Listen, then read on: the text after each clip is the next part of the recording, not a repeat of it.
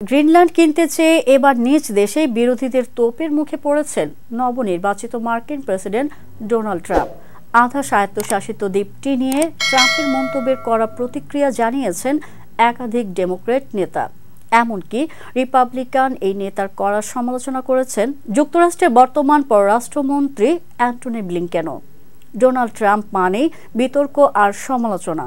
দ্বিতীয় দফায় মার্কিন প্রেসিডেন্ট হিসেবে দায়িত্ব নেওয়ার আগেই এবার সমালোচনার ঝড় তুলেছেন গ্রিনল্যান্ড কিনতে চাওয়া নিয়ে নবনির্বাচিত মার্কিন প্রেসিডেন্টের এমন মন্তব্যে তীব্র নিন্দা চলছে যুক্তরাষ্ট্রেও।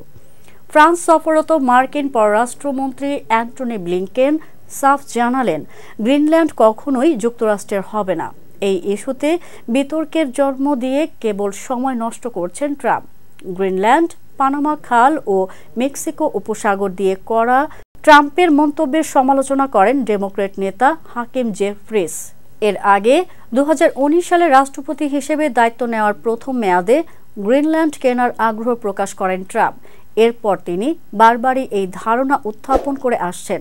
তবে যুক্তরাষ্ট্রের দীর্ঘদিনের মার্কিন মিত্র ডেনমার্ক স্পষ্ট করে জানিয়েছে, গ্রিনল্যান্ড বিক্রির জন্য নয়, আর অঞ্চলটির মালিক মূলত এর বাসিন্দারা।